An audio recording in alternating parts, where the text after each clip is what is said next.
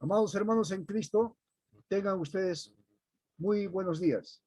Reciban como siempre los atentos saludos del pastor Wilfredo Tapia de la Iglesia Evangélica Luterana Divino Maestro. En esta oportunidad vamos a compartir la palabra de Dios en el libro de Tesalonicenses, en el capítulo 5, versículos del 1 al 11. Y tiene como título este mensaje: ¿estamos preparados para la segunda venida de Cristo? Es una buena interrogante también para el mundo cristiano. ¿Estamos preparados para la segunda venida de Cristo?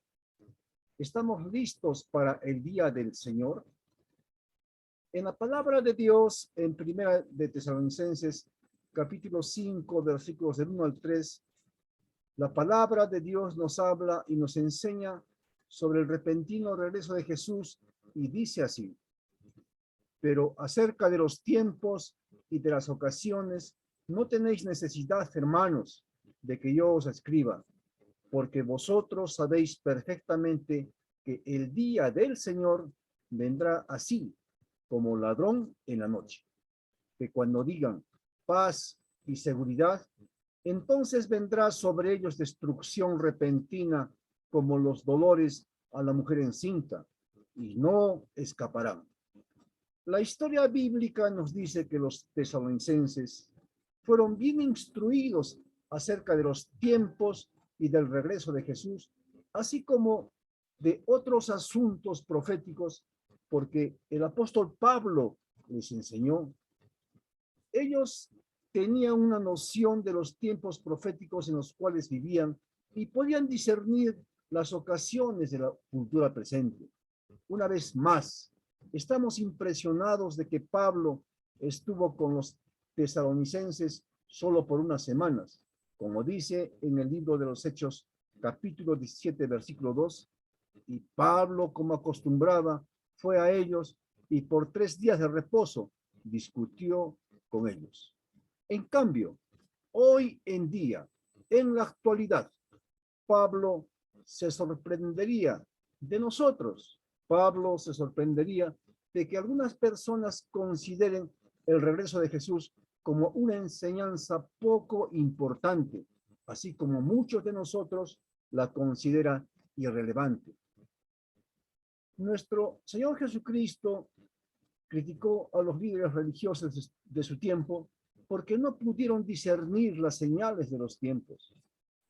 Nosotros también deberíamos estudiar las Escrituras y observar al mundo que nos rodea para poder estar al tanto de los tiempos y de las ocasiones. ¿Usted se ha preguntado alguna vez cómo será la segunda venida de nuestro Señor Jesucristo?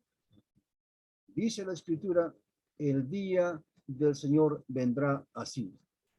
Con esta frase, Pablo citó una idea familiar del Antiguo Testamento. La idea detrás de la frase el día del Señor es que este es el tiempo de Dios. El hombre tuvo su día y el Señor tiene su día. En el máximo sentido, el día del Señor es cumplido con Jesús juzgando sobre la tierra y regresando en gloria. No se refiere a un solo día, sino a una temporada cuando avanza rápidamente la agenda de Dios al final de esta era. El día del Señor es una expresión familiar del Antiguo Testamento y que denota el día en que Dios interviene en la historia para juzgar a sus enemigos y liberar a su pueblo, y también establecer su reino. Dice la palabra de Dios: porque vosotros sabéis perfectamente que el día del Señor vendrá así, como ladrón en la noche. Los tesalonicenses sabían y habían sido enseñados que no podían saber el día del regreso de Jesús. Ese día permanecería desconocido y Jesús llegaría de sorpresa, como ladrón en la noche. Un ladrón no anuncia el tiempo exacto de su llegada. Sin embargo, Pablo indicó que ellos conocían que el tiempo no podía ser definitivamente conocido. Pablo ciertamente no iba a poner fechas en relación con la profecía. Y Jesús prohibió que se establecieran fechas cuando dijo, pero del día y la hora nadie sabe. Dios quiere que este día sea inesperado, pero también quiere que su pueblo esté preparado para lo inesperado. ¿Usted está preparado, amado hermano en Cristo?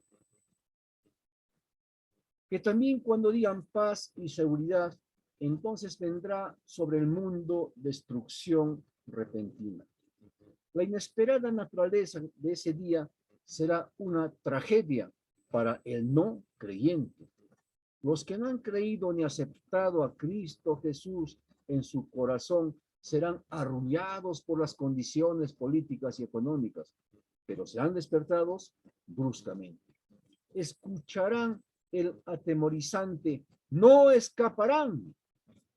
La repentina segunda venida de Cristo será en un tiempo cuando muchos digan paz y seguridad. La venida de Jesús, descrita en el libro de Mateo, capítulo 24, sucede en un tiempo de catástrofe mundial. Un aspecto de su venida es que será a una hora inesperada. Y la segunda venida de Cristo, en ella vendrá y ocurrirá un evento muy importante que debemos de considerar. Jesús se encontrará con sus santos hijos en el aire porque serán arrebatados de la tierra para encontrarse con su Señor y ser llevados al cielo para siempre, tal como dice la palabra de Dios en Primera de Tesalonicenses, capítulo 4, versículos 16 y 17. Y dice el Señor, porque el Señor mismo con voz de mando, con voz de arcángel y con trompeta de Dios, descenderá del cielo y los muertos en Cristo resucitarán primero. Luego, nosotros los que vivimos, los que hayamos quedado, seremos arrebatados juntamente con ellos en las nubes para recibir al Señor en el aire. Y así estaremos siempre con el Señor. También en la segunda venida de Cristo vendrá con sus santos, tal como dicen las Escrituras en el libro de Zacarías, capítulo 14, versículo 5. Y dice el Señor, y huiréis al valle de los montes, porque el valle de los montes llegará hasta Sal. Huiréis de la manera que huisteis por causa del terremoto en los días de Usías, rey de Judá. Y vendrá Jehová mi Dios y con él todos los santos. Ese día será como los dolores a la mujer encinta. La frase los dolores a la mujer encinta sugiere tanto lo inevitable como a lo que es inesperado. Jesús utilizó la misma idea en Mateo 24, capítulo 8, cuando habló de las calamidades que precederán al final de los tiempos, principio de dolores, lo cual es literalmente el inicio de los dolores de parto. La idea es dar luz a una nueva era e implicar un crecimiento de intensidad y frecuencia en estas calamidades. Cuando comentamos como los dolores a la mujer encinta, estos eventos serán certeros, repentinos, irresistibles e inevitables. Mas las bases para las exhortaciones de Pablo son, y dice, mas vosotros, hermanos, no estáis en tinieblas, para que aquel día os sorprenda como ladrón, porque todos vosotros sois hijos de luz e hijos del día, no somos de la noche ni de las tinieblas. Mas vosotros, hermanos, no estáis en tinieblas. Esta palabra, amados hermanos, se refiere a la conducta cristiana. Entonces Pablo simplemente le dijo a los cristianos tesalonicenses que deben ser quienes son. Y también le dice a la iglesia de hoy, ¿quiénes somos nosotros hoy en día, amados hermanos? Dios nos ha hecho hijos de luz e hijos del día. El tiempo en el que fuimos de la noche o de las tinieblas está en el pasado. Todo quedó atrás. Así que ahora simplemente debemos de vivir conforme a lo que Dios nos ha hecho. Somos sus hijos por medio de la fe en Cristo Jesús, nuestro Señor y Salvador. Usted, amado hermano, es un hijo de Dios. Usted, amada hermana, es una hija de Dios. Nosotros, amados hermanos, siempre debemos de estar listos para el regreso de Jesús. Debemos de ser conscientes de que nuestro Señor Jesucristo vendrá por segunda vez. Por lo tanto, no debemos de temer ese día. Muy por el contrario, debemos anhelarlo, debemos de desearlo para estar siempre y para siempre con nuestro Señor Jesucristo. Esto nos conduce a la idea más profunda de que nuestras vidas deben de estar en armonía con todo lo que ese día representa para nosotros. De todas maneras, la llegada de Jesús será una sorpresa para todos, tal como dice nuestro Señor. Pero del día y la hora nadie sabe, ni aun los ángeles de los cielos, sino solo mi Padre, expresa Jesús. Pero para los cristianos que saben los tiempos y las ocasiones, no será una sorpresa total. Como por ejemplo, nadie sabe la hora exacta en la que vendrá un ladrón para robar, pero algunos viven preparados, generalmente contra los ladrones para no ser sorprendidos. De la misma manera, si no estamos en tinieblas y vivimos como hijos de luz e hijos del día, estemos siempre listos para el regreso y segunda venida de Cristo. Pero si estamos en tinieblas, tal vez atrapados en alguno de los pecados y somos esclavos del mundo y del diablo, entonces no estamos listos y tenemos que prepararnos para el regreso de Jesús. Por lo tanto, las exhortaciones del apóstol Pablo y el aliento de Dios son: no duerman, sean sobrios y velen. Por tanto, no durmamos como los demás, sino velemos y seamos sobrios, pues los que duermen, de noche duermen, y los que se embriagan, de noche se embriagan. Pero nosotros que somos del día, seamos sobrios, habiéndonos vestido con la coraza de fe y de amor, y con esperanza de salvación como el yelmo. Por tanto, no durmamos. Espiritualmente hablando, necesitamos estar activos, necesitamos estar alertas y permaneciendo en estrecha comunión con Dios. Seamos sobrios. Sobrios no quiere decir sin sentido del humor. Sobrio es aquella persona que no se emociona mucho por las cosas de este mundo, sino vive para alabar a Dios. La persona que vive su vida para divertirse y entretenerse no es sobrio. Nosotros, como creyentes, siempre debemos de estar vigilantes en las cosas de Dios. Lo contrario a vigilancia espiritual es el sueño espiritual.